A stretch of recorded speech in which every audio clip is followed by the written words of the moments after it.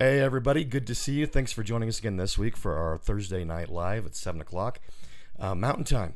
As you can tell by my voice, I'm not exactly feeling up to up to snuff, but we'll make do as best as we can. I'm here in studio. We've joined together in studio here with Rod Klingler. Thank you, Rod, for joining us. Hey everybody.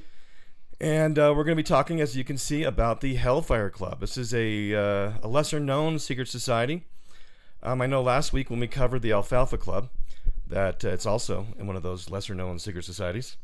So we're getting into some lesser-known secret societies. The Hellfire Club actually predates the Bavarian Illuminati, which was founded by Adam Weishaupt May 1st, 1776. So when the communists have their May Days every year, they're actually celebrating the creation of the Illuminati. And but this predates the Illuminati in Germany. And this Hellfire Club originates in England. Crazy. So, but very much a lot of overlap, and we're going to get into a lot of that as well, and how it relates to today. You're like, okay, and so what's interesting is we have a lot of this overlap with a lot of secret societies today, where you have the CFR, you have the Bohemian Grove, Skull and Bones, where they all have the same really general agenda that they're meeting towards, and they have members that cross over that are in multiple different organizations. And so what we see here is that the conspiracy uses, of course, multiple tentacles to be able to implement its agenda overall. I don't know if you have any other thoughts on that as well, Rod? No, that's just really interesting to think about, because you've got, when you study secret societies, you learn about how it's circles within circles, right? Mm-hmm. And so you've got an organization that somebody might belong to, a secret society, kind of thinking maybe that they're at the top, when what they don't realize is that there's a darker circle, a darker core inside that meets and has more influence. And those people probably, their influence extends out into other secret societies that they are in a core of, so that they kind of lead from the center out in different organizations and in different ways. Because we've talked before about how the people in these groups, they have their tentacles around religion, business, entertainment. So all of these different groups that they belong to, put them in key positions to, from the top down, lead all of those different areas. So. Yeah. And when we, if you joined us for our book club, when we covered the history, the memoirs illustrating the history of Jacobinism, it gets into and as well as in the book.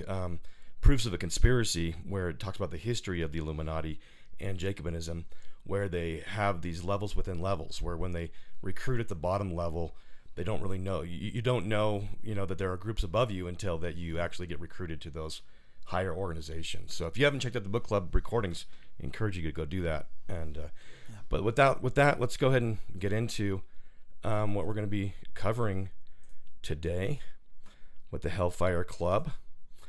And the Hellfire Club is mentioned in pop culture. If you watch the Netflix series Stranger Things, there's a Hellfire Club organization within their high school. So I think your average person today, if they've heard of the Hellfire Club, that might be what they're thinking of. Well, I can tell you, to be completely honest, I'd heard it mentioned in the past, but I had no idea what it was, didn't actually do any research. And so it wasn't until I saw it come up with the Stranger Things. My sister's kid was wearing one of these Hellfire Club t-shirts. Oh, wow. And I thought, how inappropriate is that? What is that? Right. So I found out the association to the show, but I've never watched the show. So maybe you can fill me in. Like, what does that even have to do with anything on there? Is it a band, or is it an actual club? It's like a high school club of just, I don't remember exactly. It's been a couple of years since I've seen it. Is it just Hellions, or what? Does it like fit into the mold of what we're going to talk about? No, not at all. It's totally separate from that. It's just like this thing that these high school kids are just misfits. It's still interesting that they would normalize that. Yeah, exactly. Yeah. Right. Because we also see in the comic book series, what's funny was this is Marvel Comics. They have the good guys are called the Illuminati, and they also have another good guy club called the Hellfire Club. No way. And so it's pretty wild. And then there was another series with these called their Scryers, and the creator of the series, this was in the Spider-Man comics, where they said that they were based off of the Hellfire Club. So these people that are involved in pop culture, they know the history of these things. It's funny that they know more of the history of these secret societies than your average Joe does. And they have no idea. The people that are reading it is what I mean. Right, the people reading it have no idea. Yeah. So you say these guys in the picture are called the scryers? Yeah, yeah. Because that was one of the things when I was reading this secret history of the Hellfire clubs, that was one of the terms that they've used. And I'm a little bit familiar with that term, having met people on the Navajo reservation. I met medicine men who were scryers, and they're crystal gazers, right? They can put these crystals up to their eyes and see things. And that's actually what a scryer is. That's what that term describes. So that's pretty interesting. Yeah. Yeah. It's almost like they know something. Exactly. So I just want to kind of bring that up, but also, so just going to the Hellfire Club in England was founded in 1718. So roughly, what is that? 60 years before the Illuminati's formed, by Philip Duke of Wharton and others of the elite class. So just like with the Illuminati, with Skull and Bones, with the Bohemian Grove, these are people that are of the elites in society, those in important positions of power in government, academia, business, so on. Yeah, that's actually really interesting to consider in and of itself, because it's not just peons.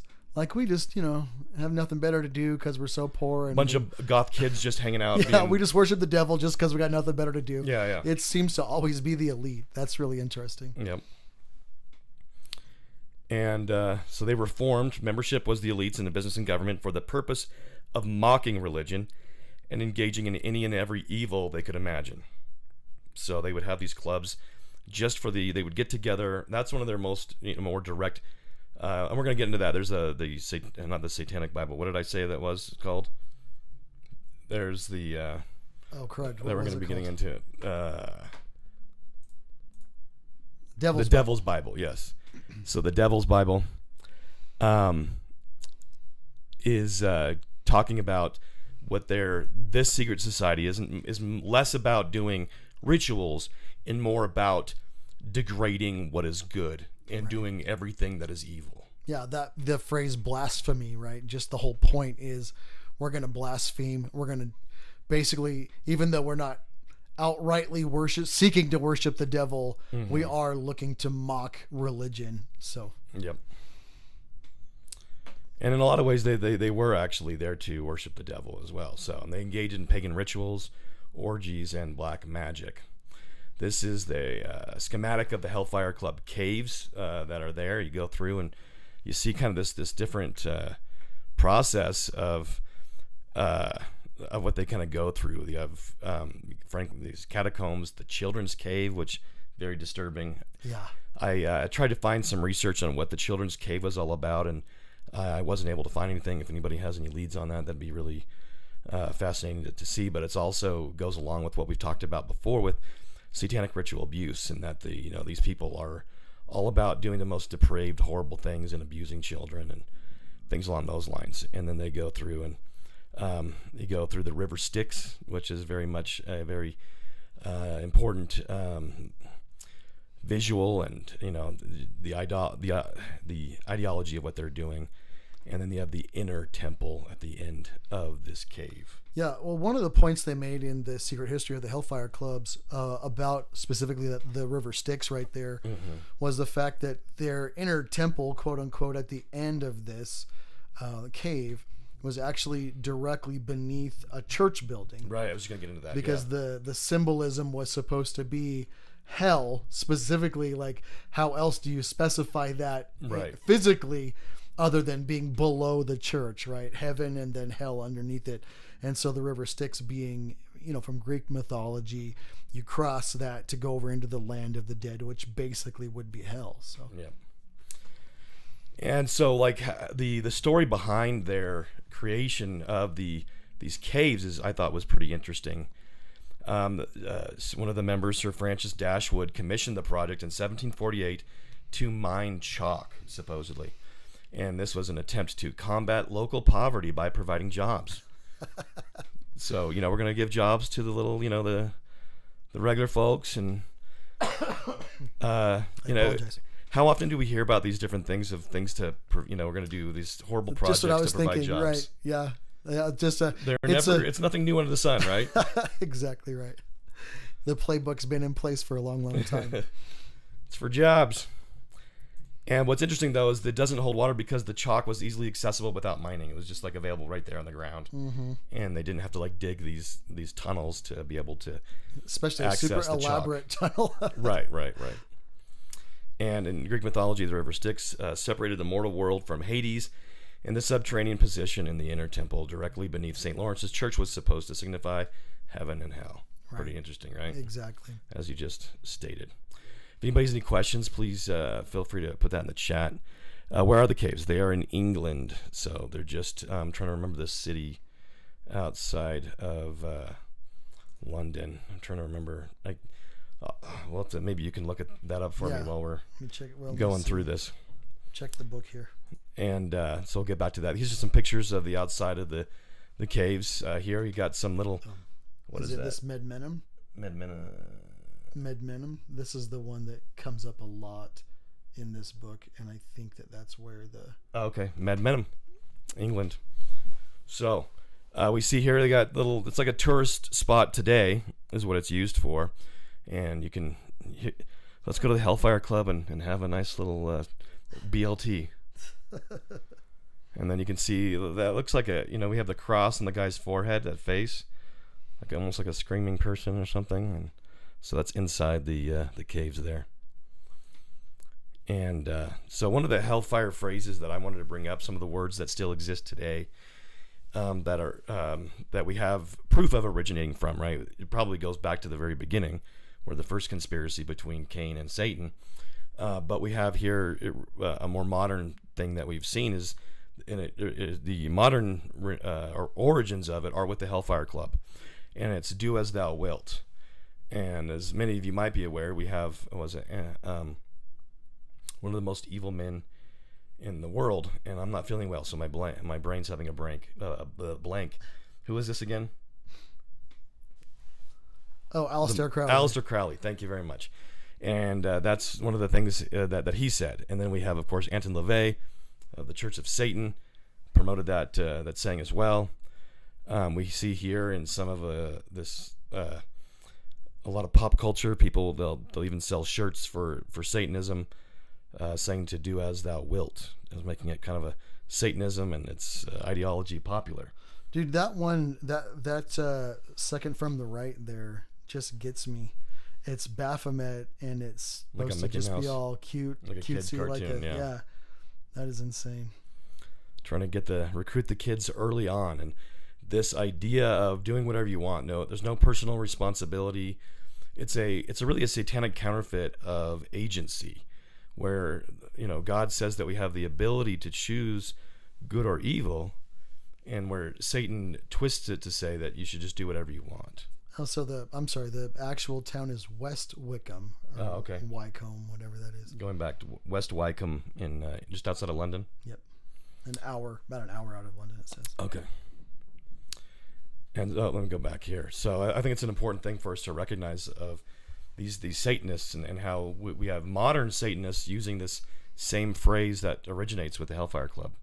That these people are not separated, right? That there's obviously a connection between these organizations to modern times when you come up with the same sayings. Yeah, well, true. And it's a satanic mindset, right? So we know that Satan's always behind all these different organizations. If he's got people who would be susceptible to this ideology, he's going to drive that. You know what I mean? Yeah, yeah. So I think that's what brings all of these together.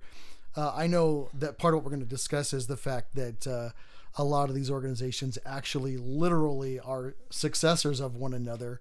But I think it's also more than likely that there are other organizations out there that just have spontaneously come up just because of the mindset of the people that are behind them. You know what I mean? Oh, exactly. Yep. Well, maybe not even spontaneous. Maybe it's another like a revelation, right? Because these just yes, and that Satan's, is what I meant. Actually, that's exactly what I meant. Satanic revelation. So another one is whatever is right. Now I saw that mentioned in the book, and I didn't realize that phrase comes from the Essay on Man by Alexander Pope. I'm going to be quoting that in a second. So my bad. Sorry. You're good. Yeah, because no, I was reading about that in the book, and that caught my eye. I didn't even realize that was where that was from. Go ahead. Yeah. So let's just go with that. Alexander Pope, Essay on Man. All nature is but art, unknown to thee. All chance direction, which thou canst not see. All discord, harmony, not understood. All partial evil, universal good. And spite of pride and erring reason spite, one truth is clear, whatever is right. So whatever's going on, whatever exists, this has crept into Christianity, and we don't even realize the satanic origins of it. Did you, because you brought this up, what were some thoughts when you wanted to bring up about Alexander Pope and this poem and this saying? Well, I think everybody's heard of Alexander Pope. And specifically, the Essay on Man is what people know him from. That's what gets referenced all the time. And I've never read it myself, right? I just read references to it. Sure. I heard people mentioning it, and so it was really interesting to see this come up. And what's funny is, when I was a kid, in elementary school, we used to have music classes. So like, I don't know how many times a week we'd have a lady come in, our music teacher, and teach us songs. And there was a really famous one that you guys may even recognize. It was by Doris Day, or made famous by Doris Day. I was just thinking of that song. Que sera, sera, whatever will be, right? Yeah. It's almost the same attitude, which is like, well, whatever, if it happens, it's supposed to happen, I guess. And so then you just accept it, which is just kind of crazy. Yeah. And we see this creeping into Christianity today with the idea, and it's going to sound blasphemous to say this, right? Yes, Hollister, it's about being your own God. This idea today is God's in charge.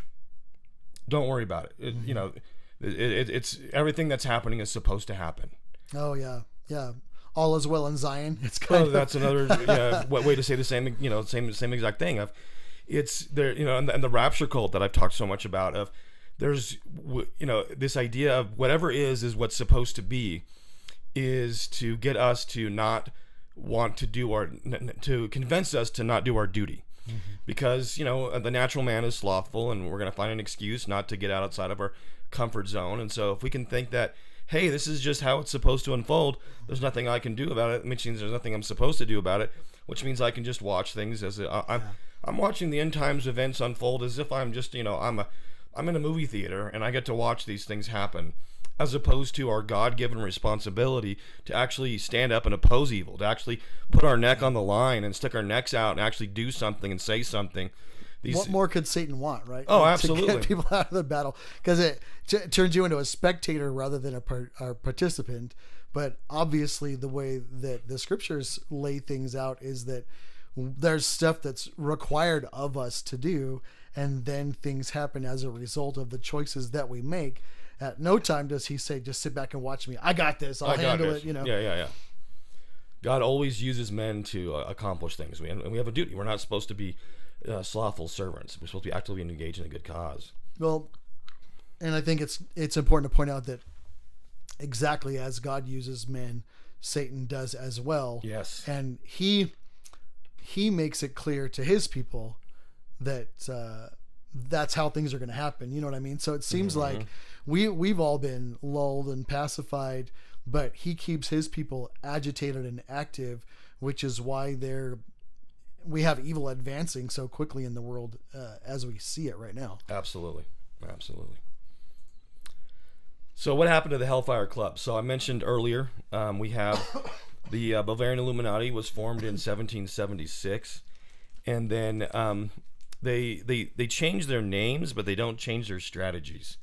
When the Illuminati's courier was struck by lightning, and they were forced to go underground again, and you have Adam Weishaupt claiming repentance, and then he went back to the church, and the Catholic Church. It was all just a show. It was a fraud, and a new organization was formed with many of the same individuals from the Illuminati called the Jacobins. And so you have a good chunk of the people. Well, it just makes sense, right? Because the goal is always the same. So even though they drop out of one group and go form another one, their end goal is always the same. Which when I was doing the member lesson on Monday, that's part of what I was talking about was, and we've talked about it before, right? By their fruits ye shall know them. That's exactly. why, right? Because the fruits are going to always be the same. They have the same goals all the time, no matter what they call themselves. So it's more important that we're paying attention to the what rather than the who or the names that they go by to cover themselves with or whatever. Often they'll find these great sounding names that or that are just really they don't sound like anything at all, right? Yeah. But if you're watching again the fruits, that's how you're going to know exactly who it is and what's going on. So exactly. And then we have the we have the documentation, because they go to that, and then you have a group that comes out of the Jacobins called the Black Hand, and they were the ones behind the assassinations. It was a Duke Ferdinand that led to World War I. And so we're not coincidence theorists. It's the idea that these things just randomly happen is just insane. And so we've got to somehow recognize Satan's that people stumble forward, right? Oh yeah, it's just amazing. So you have these clubs, and they went on to the Jacobins were responsible for the French Revolution, and which the supporting of the French and the Jacobins was one of the things that John Adams and Thomas Jefferson were one of the main reasons. We don't hear about that, like when you watch the HBO series on John Adams, or this is the book John Adams. They didn't bring about what was it about that they were watching that HBO show with you, and there was the point where the French were offering assistance, right? Yeah. And he was turning it down for these reasons right here. Mm-hmm. I mean, they didn't make that clear in the show, but yeah, later on it became clear that it's was like the thanks reason. but no thanks, pals. Yeah, exactly. So we have the same depravity, right? The just absolute evil that was going on in with the original Hellfire Club and the things that they wanted to deal with and to do. This is Madison Cawthorn was a congressman, and this is back in 2017, 2018. And he came out and said some interesting things on a podcast. I'm going to play for you. I want to make sure that the audio is going to work. To get serious. Yes, I am. With Kevin Spacey, and I forget who else was in it. But anyway, really well done show. Very well done show. Very well done show. But it was so dirty. It was about this congressman who was Kevin Spacey, who was, I think it was minority or majority whip. Yep. What was it? Yeah. And so anyway, very, very powerful guy. And it was just kind of like his secret life of all this corruption and power and money and perversion. And it was just dirty. How much, in your opinion, because you've been behind the veil, is this fictitious show? Or is this more closer to like a documentary? Is it that bad? So I heard a former president that we had in the 90s was asked the question about this. What? And he gave an answer that I thought was so true. And he said, the only thing that's not accurate in that show is that you could never get a piece of legislation about education passed that quickly. And everything else is good? Aside from that, I mean, the sexual perversion that goes on in Washington, I mean, being kind of a young guy in Washington with the average age of probably 60 or 70, and I look at all these people, a lot of them that I've looked up to through my life, I've always paid attention to politics, guys that, then all of a sudden you get invited to, like, oh, hey, we're going to have kind of a sexual get-together at one of our homes. You should come. And I'm like, what did you just ask me to come to? Yeah. And then you realize they're asking you to come to an orgy. Yeah. Or the fact that, there's some of the people that are leading on the movement to try and remove, addiction in our country. And then you watch them do, keep up with cocaine right in front of you. And it's like, wow, this is wild. So this guy, I think he's a former congressman, because, when he came out with that, he was condemned by, of course, even the other Republicans in Congress for daring to say these things about that he was being invited by other congressmen to these orgies and watching congressmen do cocaine right in front of him. The only reason he could get away with saying something like that is the fact that they didn't have any dirt on them yet. You know Right. what I mean? Because that's the way they've been able to keep it under wraps for all the decades that they have, because they've got dirt on everybody. Like, I don't know what that what was that website, Ashley something or other? Ashley Madison. And you know, when that came out, there were people outed because they were cheating on their wives and things like that. Congressmen and things like that. Those things don't just happen. Right. You know what I mean? Right. That was one of those where it was like, we're either punishing somebody or we're letting people know that we have the dirt on them and that they better watch out because it's going to get revealed. Basically, that's the way they get away with this stuff. So, in Utah, there's a guy that he dropped out of the Utah Senate because he was caught on that thing. But of course, his public excuse was, "Oh, my son's playing basketball back east." But did they actually move back east? No, they stayed here. They still do. He still gives these family, centered talks in Utah. That he's such a family man, and so it's just dirt. That's just crazy, and people don't even realize what was going on with that. And so we see the depravity just continues. So on. before we went on the air, you were telling me what happened to that guy. Do you want to share that? So right afterwards, I should maybe save the pictures for it, but it was right after this that all of a sudden, he's talking about, he's exposing it. If you're involved in this, you're not going to expose that this is what's going on. Right. Because you're going to want to be a part of it and hide it and continue on the conspiracy. But all of a sudden, it comes out, and he looks like he's in like a drug-induced haze, and he's in women's underwear. And there was another one where he was like on video trying to engage or solicit somebody in sodomite sex. And so and then he left Congress. And so what it looks like to me is that he said some things that he wasn't supposed to, and so they got rid of him. They threw him under the bus. That's so crazy. Yep. So make sure we have that. Okay, so that's kind of what we see as the influence of the Hellfire Club continuing this day, and that these organizations, they go from the Hellfire to the Illuminati, the Jacobins, and we have the same exact ideas, right? When in my book Invasion, and encourage you to go pick up the pre-order at treeoflibertysociety.com, we document the same exact depravity going on at the Bohemian Grove, and that these secret societies that our elites are involved in. We think, oh, that's that was back then.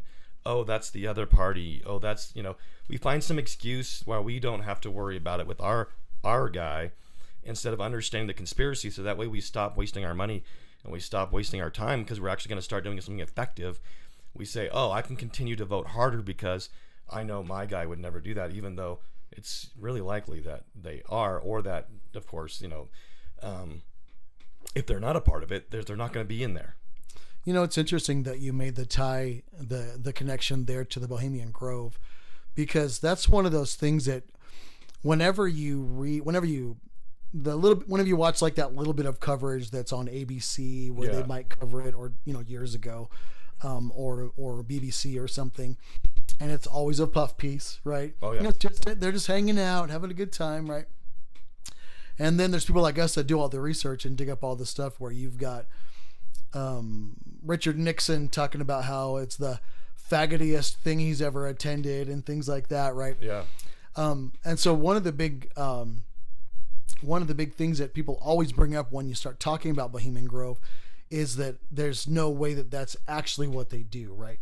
That it's got to be just like on the news, where it's just a camp and they get together and hang out and they're buddies and whatever. And then, but to understand that this is historically the way these organizations have operated for, 200, 300 years? You go back to ancient Rome, we're talking like 2,000 years. Well, even though you're right. Go back to ancient Israel, and that's we're a good point 5,000 too. years. That's a good point too. But I mean, like the direct, like we're talking about the Hellfire Club specifically. Sure. In modern times, I would say, 500 years. I think that this book here, Secret History of the Hellfire Clubs, I think it started at around 1497 or something with the first dude you were talking about, Walthorpe or whatever his name was.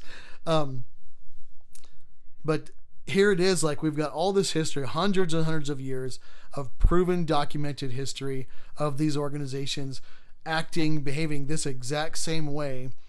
Why would we doubt that that's the way that these same groups of people are acting in our own day? Like literally we talked about earlier, it's the elites, right? Yeah. All of these groups. It was never the peons doing this. It was always the elites getting together to blaspheme and later to worship the devil and other things, right? Why would we doubt that it's the same today? It just doesn't make any sense. Well, and we think, that we're going to have our political saviors. If you go to treeoflibertysociety.com and look up our video on hopium, Hopium. And we want these saviors to do these things for us. We want these political saviors to fix everything in government for us instead of taking our own responsibility. And we put these saviors out there like Elon Musk, where he's going in Halloween and dressed up in a red and black Baphomet costume. Yeah. And he called himself Satan's helper, something like that. Yeah, and his mom's and one of these eugenicists, just like he is. And so these people that are put out there as heroes for us to worship and think that they're going, not worship literally, but that they're going to save us from those pesky other guys. We need to recognize that no, the media is combined together. They ignore the people that are actually fighting them. They don't actually you get no coverage. Yeah, because they always say, oh, CNN's attacking them, they must be good guys. It's reverse psychology. It's which is exactly what they did when they foisted the Federal Reserve on us. Oh yeah. When if any of you guys have ever read the why am I drawing a blank? Jekyll Island, Creature from Jekyll Island. That's exactly what he talks about. Those guys got together, the bankers all got together, and they crafted this plan. And part of the plan was when we go home, our buddies in the media are going to play it up like, oh, we're sticking it to the rich guys by passing the Federal Reserve. Yeah. When they were the ones who planned it from the very beginning. But it worked exactly the way they planned it. They went home. The media all said, oh, these guys are all going to hate it. And they wrote all these articles about how much we're sticking it to the rich guys. And everybody voted for it. And all we did was hand them all of our money and all of our power and the control of our entire nation, right? How did they hate that? They didn't hate it. They planned it. They wanted it. But what you have to remember is it's a small club and you ain't in it, right? It doesn't matter which hats they wear in public. When you look at the images from the Bohemian Grove and you see Reagan and Nixon right there, or you look at the pictures from the Alfalfa Club that we were just talking about last week, and who do you see in those pictures? Buddy smiling and having wine together. You've got Romney and Mitch McConnell and Obama and Chief Justice Roberts, if I remember correctly. Like we're led to believe that these are our guys and they hate those guys. But then you get, what about the other pictures that we've seen where the Olympics and you've got Bush and Obama sitting next to each other, yucking it up. Have you seen those pictures? Yeah. Or they're walking together with their arms around each other. It's very telling because you are being played. We are being played. But the whole point of learning all this stuff is so that we don't get played. Right. When you start to see them for who they actually are and realize that they are all part of the same club, and the secret meetings are basically for planning what that public persona is going to be. I'm going to hate you and we're going to craft it like this, just exactly like they did with Jekyll Island. Right. They met, they planned it, and then they went and put it into action. That's the same thing that's happening to us on a daily basis. And there's a newer term, not really new term, but I want us to avoid, and I want to make sure people know we're not feeding into that. We're not black pilled. Yeah, I don't know if you've heard the term black pill, where you have the red and the blue pill, and the red pill means you woke up, and the blue pill means you want to go back to sleep. The black pill is more like the guy in the Matrix that wanted to go back to sleep and he wanted his juicy steak. The black pill is like you've woken up and you realize that the system is rigged, and so you say F it all and you give up. And to me, that's just you might as well just take the blue pill if you're going to do that, because it's the idea is it's not just to wake up and give up. The idea is to wake up and stop doing the thing that helps the conspiracy. Yep. Actually start engaging in activity that is actually effective. And so that's why we have the Tree of Liberty Society, so that we can expose why what people are doing in general are actually designed to actually give the conspiracy more power. Whereas, hey, let's go work on some time-tested materials here that the founding fathers used, that ancient Israel used. Hey, let's look at those things, and it's covered in my book Invasion. And so encourage you to get that and become involved with the Tree of Liberty Society, because this is not just about saying, hey, they're all horrible, let's just give up and make fun of how horrible they are. No, we've got to be engaged in doing something good. Yeah, exactly. There's so many things out there that people do that you and I have talked before about. I think at some point both of us were like Rush Limbaugh fans and things like that. Sure, yeah. And that's literally all he would do, would just sit around and mock all day, mock the other side. But sorry about that. But with the mockery, you get the camaraderie and you feel like you're doing something, but you're literally accomplishing nothing. And that was what his job was. Mm-hmm. He just kept people sedated, basically, so that they weren't ever getting engaged in something that mattered. And I am ashamed to say, we got suckered into it around the time of the Tea Party, when the Tea Party movement started.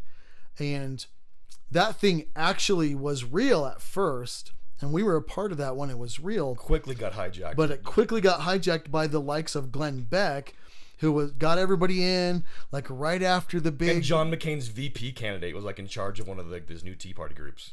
I can't remember her name. Well, the point I was going to make with Beck was that he was like, okay, now we've all gotten together and we've done this big thing. And next year, at this same time, I am going to have a big plan, and I'm crafting it as we speak. And he did exactly that. He hijacked the movement, made everybody stop taking action, which was what mattered and what scared them to death. And he completely co-opted it and did exactly nothing that year later. Zero things materialized. They just encourage you to vote harder. Just like, no, we gotta stop the Democrats. Otherwise, we're going to lose our country. Exactly. Not, making sure that people don't recognize the fact that the Republicans and Democrats are best buds behind the scenes. In bed together. Yep. They're all part of these Hellfire clubs. They're all part of these, these organizations that we've been talking about, teamed up together to build the New World Order. And it's important we look at these parables, these different stories that have been told throughout time to help teach principles that we can understand. It's been called racist, but you have the Brer Rabbit fables, and it's important for us to remember those types of things. Where Brer Rabbit, he is caught by Brer Fox and Brer Bear, and he's they're going to eat him, they're going to kill him, and he's like, oh no, please, cook me up, it's great, just please don't throw me in that briar patch. And so they're like, oh, you don't want to be thrown in that briar patch. We better do that. He doesn't want that, so I better do that. And that's where he lives. Yep. And that's exactly what the conspiracy does. Left and right, they're working together to make us believe that when CNN says, oh, we hate Trump, on the people on the right are like, oh, that must mean Trump is good. CNN is playing the Brer Rabbit at that point. Exactly. And so we've got to see through it and stop playing their game and start actually doing stuff that's proven to work. So something that popped in my head when you were making that description right there was the fact that you notice how everybody, the media and all the corporations and everything, were all in on pushing LGBT crap and pushing abortion and everything else. Yep. And then as soon as Trump gets in, what do? About face. Now we're all on the other side, and we're all gonna, we're all for everything that you guys were for all the time, right? It's the same thing. You're being played. That I think you mentioned before about how they talk about how they, I think it was in the Communist Manifesto, about needing to control both parties so that the pendulum can swing back and forth as often as it needs to, but it doesn't matter because you control whoever it is that's in charge. Right. Left or right, whatever it is, Republican, Democrat, it doesn't matter. Yeah. Oh, did you want to get into this? Yeah, I forgot about this. This is from the Devil's Bible. and it talks about the kinds of traditional Satanist organizations, the Witches' Circle and the Hellfire's Club. The Hellfire Club is less about ritual and worship through rites and more about the exploration of the pleasures that this life has to offer through the gifts of Satan. They are true Epicureans, which is what we're talking about, the Hellenists, seeking pleasure through all things, especially which mundane society disdains. Their meetings are often opulent affairs with games, displays of wealth, and a focus on social engineering.